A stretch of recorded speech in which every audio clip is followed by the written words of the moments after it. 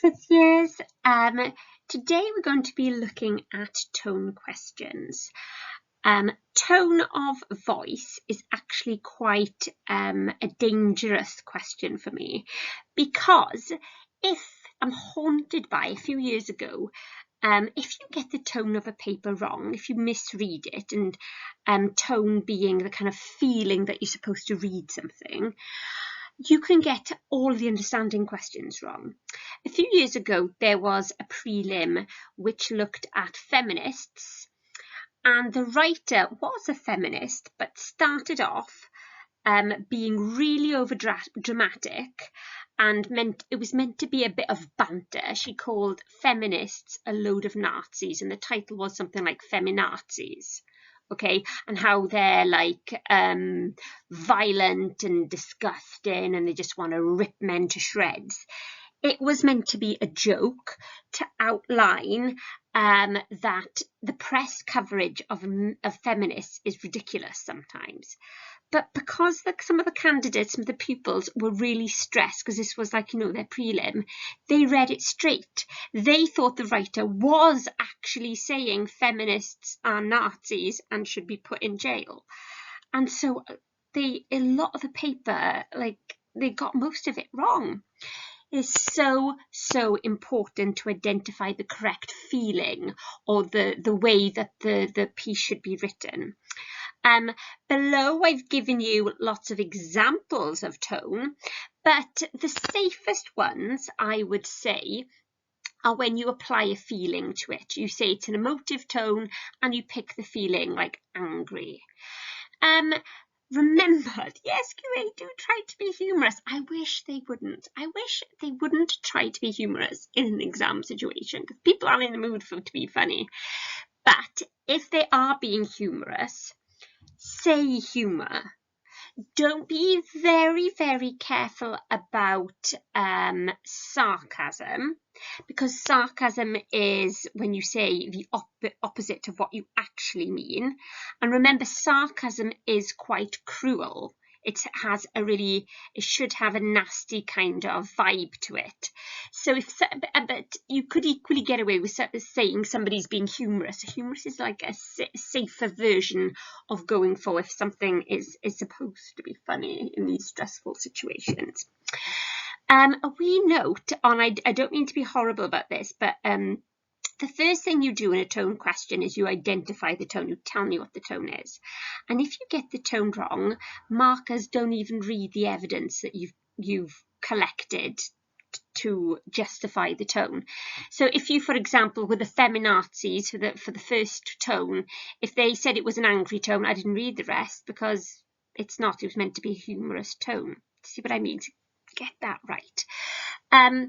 How do you pick up evidence for tone?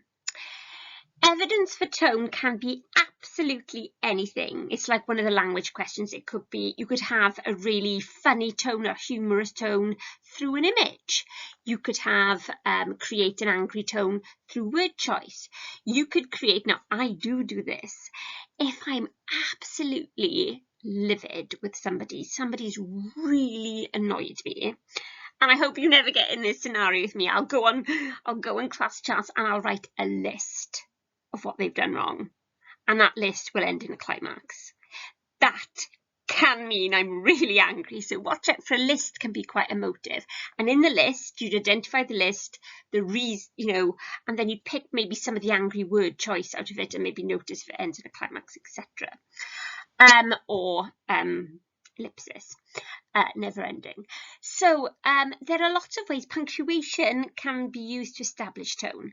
For me, I would say the easiest way to get marks is, say now it's a 4-mark tone question, pick 4 examples of word choice if they're there, unless it's something like really obvious, that you feel you want to go for.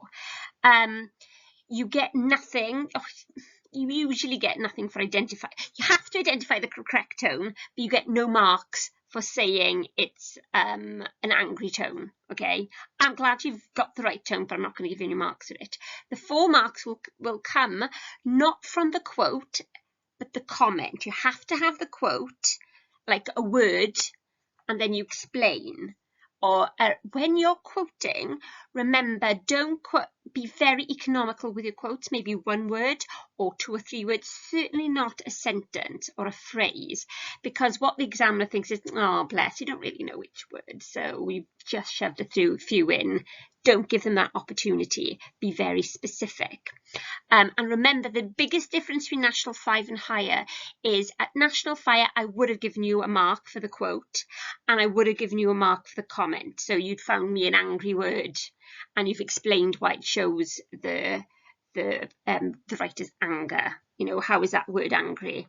Remember, it's just the package. My advice is, if it's a 4-mark question, you could find asking how a tone is angry. You could just give me 2 quotes of word choice, whatever you found, and explain in lots of detail. But again, as I said last lesson, they expect you to go in so much detail to get 2 measly marks out of 1 quote. You're better off quoting 1 little quote 4 times, you know, 4 different ones, and give it a brief comment. Honestly, it's quicker to do it that way. Last of all, please look out for, sometimes persuasive writers use a change of tone. So it's like me being quite formal, my teacher voice. And my husband says that when he hears me speak to you guys like this, I'm very formal, apparently. I think this is my normal voice, but apparently I'm being very formal, darling. Do you see what I mean? I've just changed my tone there for humorous effect.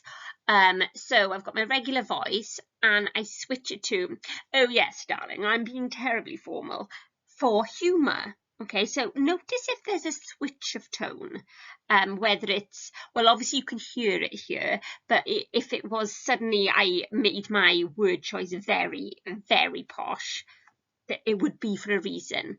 And another way would be to change the register. So again, I've got the register of a teacher. Hopefully, I like to think I've got I'm articulate, dodgy sometimes, but it should be formal, articulate. But what if I suddenly went, what's up? Oh my God, I'm so cheesy. So that what's up, I can't believe I just did that, so embarrassing. Oh, right, so that would be a massive change of tone. It would suddenly be informal and, well, it's a change of register and a change of tone. Why? Why would I be suddenly very casual? Again, in this case, a pathetic attempt to be humorous. Do you know what? Sometimes I play these videos back to make sure that they're all okay, but I'm not going to play that bit back. I don't think I think I'll cringe too much. Right, get on with it. Right.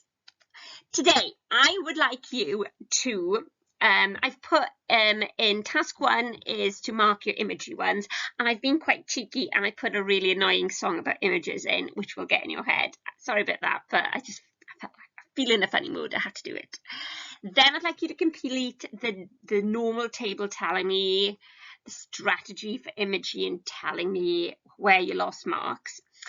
Then I'd like you just to go over the different types of tone, look at the funny video notes. Not often in close reading something's funny, so please have a look at that. Then basically answer the questions, looking out for try and go for word choice if you can, and remember, a quote and comment, you don't necessarily get a quote. You don't get, tell me the quote, tell me the tone first of all, and then give me an example of it, give me a quote and then a comment about why that's an angry tone or whatever the tone is. Okay, so like just to have a last recap, so sometimes when you see something on a page, you in your head have to decide which tone to apply. So for example, if I said to you, can you wait outside please, you might go, me, or you might go, me. Same word, very different tone. I mean, I suppose it applies to me too. I could be, can you wait outside please? Or I'd be like, can you wait outside please? Completely different tones, same words. So anyway, I've gone on again, haven't I? And I hope you have a good end of the week. And hopefully hopefully I'll see you very, very soon. It's funny to think that we've never actually met in a classroom, but we will meet soon. Bye, folks.